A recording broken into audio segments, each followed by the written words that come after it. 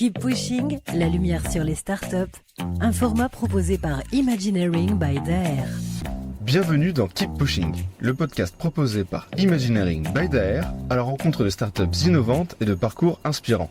Je suis Baptiste Leneveu, Community Manager pour Imagineering et j'ai le plaisir d'être votre hôte aujourd'hui.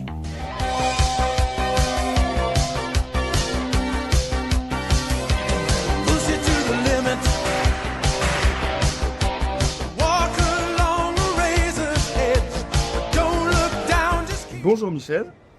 Bonjour Baptiste. Enchanté. J'espère que tu vas bien et que tu passes un très bon moment sur le salon. On a passé une très belle journée, on a eu des contacts intéressants et donc on remercie Daher pour cette invitation. Et on vous remercie d'être également passé nous voir. Est-ce que tu peux m'en dire plus sur la musique que tu as choisie, Scarface, Push It to the Limit? Alors, c'est pas moi qui l'ai choisi, c'est l'équipe. On a posé la question à l'équipe, il y a eu un vote et donc effectivement on a choisi cette musique parce que c'est Push It to the Limit et c'est le credo du fondateur d'OpenEndus et du CEO et de l'équipe derrière qui l'amène avec lui. Push It to the Limit, la technologie et les développements qu'on fait. De quoi vous motiver pour aller plus loin. Voilà. Quel est ton parcours, autant professionnel que personnel, qui t'ont amené aujourd'hui à la place où tu es? Alors, je suis de formation, je suis ingénieur. J'ai toujours trempé dans les PME et les startups, sur ma vie professionnelle. Et actuellement, je suis le directeur commercial d'OpenEndus et j'amène mes cheveux blancs pour les aider dans le développement à la fois commercial, mais aussi le développement de la vie de l'entreprise, puisque c'est une entreprise avec beaucoup de jeunes et une moyenne d'âge qui est inférieure à 30 ans. D'accord. Et donc du coup, tu as parlé de tes cheveux blancs, ça veut dire que tu as beaucoup d'expérience derrière dans le domaine. C'est ce qu'on dit quand on est vieux, ouais. Peux-tu nous parler un peu plus de justement ton expérience, les entreprises peut-être par lesquelles tu es passé, quel a été ton parcours? Alors mon parcours, je suis ingénieur de formation, je suis passé par l'Agence spatiale européenne aux Pays-Bas. Okay. J'ai travaillé dans les années 80, depuis très longtemps. J'ai monté une start-up dans l'électronique embarquée à Toulouse dans les années 90, donc que j'ai revendu en 2003, c'était, et depuis 2003, je fais de l'interim management, c'est-à-dire que j'aide des sociétés qui sont en difficulté ou en retournement, je les aide de manière opérationnelle, soit sur des postes de direction générale, soit sur des postes de direction technique ou de direction commerciale. D'accord. Et donc, chez OpenEndus, c'est une start-up, elle n'est pas en retournement, elle est en développement, et je donne un coup de main au niveau de la direction commerciale et voilà, de la gestion de l'entreprise, de la gestion des investisseurs, etc. Vous êtes combien dans l'entreprise? On est plus de vingtaine. Une vingtaine, ça se développe bien. Voilà, la société a été créée en 2017, donc sur l'idée d'un automate industriel, mais je crois qu'on en parlera par la suite. Complètement. Alors, que fait OpenEndus aujourd'hui? Donc aujourd'hui, OpenEndus, c'est une start-up qui a été montée sur l'idée d'un automate industriel, c'est-à-dire que c'est en fait un Lego électronique qui permet de faire un système complet qui va piloter soit un process, c'est-à-dire ça peut être une chaîne de fabrication, soit un équipement ou un produit. Donc si tu prends une cafetière, dedans il y a un système électronique avec des capteurs, avec un calculateur et des actionneurs. Et donc l'automate OpenEndus, c'est un Lego dans lequel on trouve diverses briques qui permettent de faire un système simple, complexe, etc. Donc ça c'est l'idée de départ et ce sur quoi la société se développe.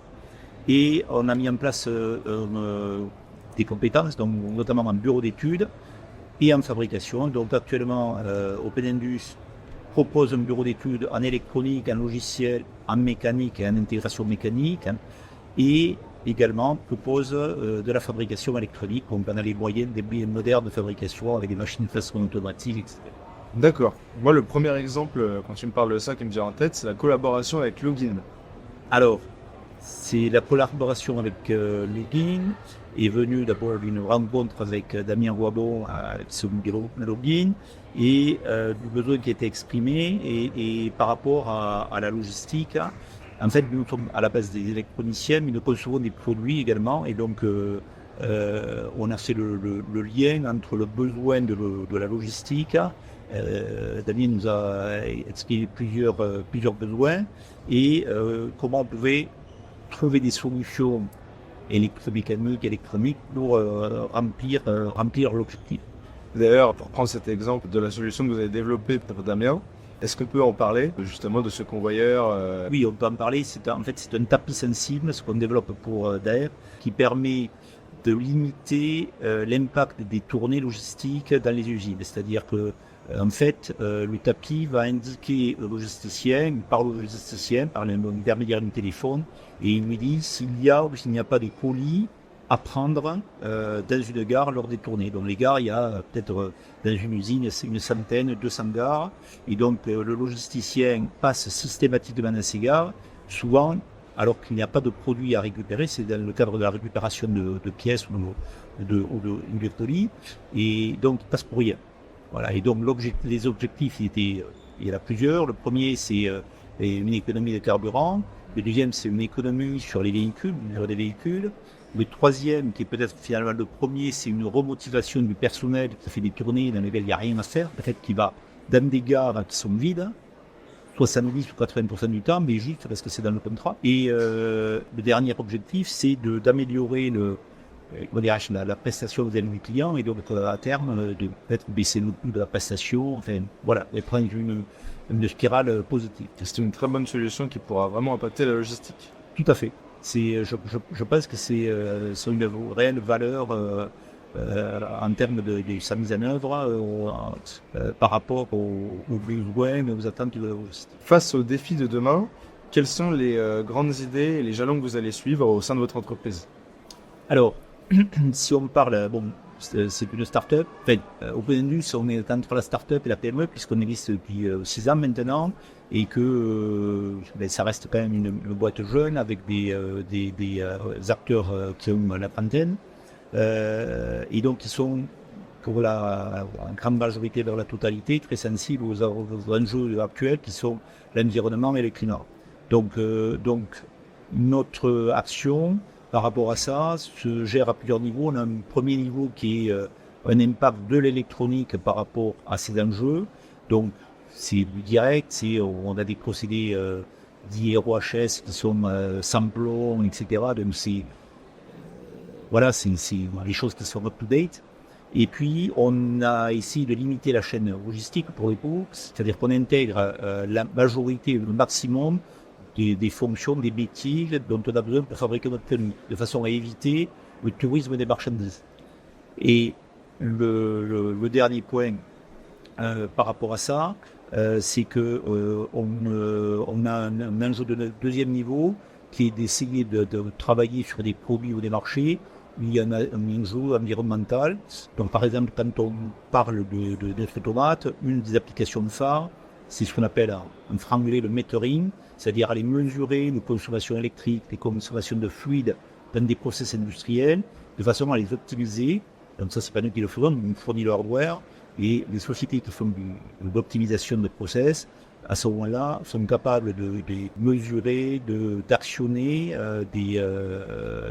des choses qui font qu'on va optimiser la consommation électrique, on va optimiser la consommation d'eau ou la consommation de fluide. D'accord, c'est une réelle aide, ouais. Tout à fait. Et le tapis de Daher s'inscrit dans ce cadre-là. C'est pour ça que ça nous a intéressés, parce qu'on est dans l'optimisation énergétique des tournées logistiques. Très bien. Des très bonnes solutions qui vont amener à la décarbonation. Exactement. Et j'ai une dernière question.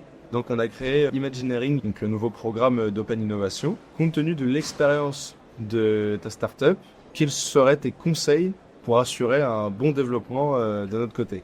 Alors, c'est toujours difficile d'émettre des critiques vis-à-vis d'un partenaire, mais c'est propre à le fonctionnement de l'innovation en France. On aide, on finance l'innovation, mais on oublie l'industrialisation. Or, un produit sur un marché, c'est un produit industrialisé. Et souvent, cette partie-là, qui n'est pas très brillante, qui n'est pas glamour, qui n'est pas porteuse d'image, elle coûte plus cher que l'innovation elle-même.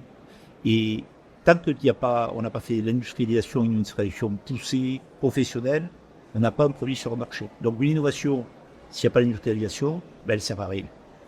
C'est un très bon conseil et je pense qu'on pourra le mettre en place ça dans nos tech centers justement. Non, ce serait vraiment très intéressant parce que même les aides étatiques, régionales, etc., ont beaucoup de mal à prendre cette phase en compte.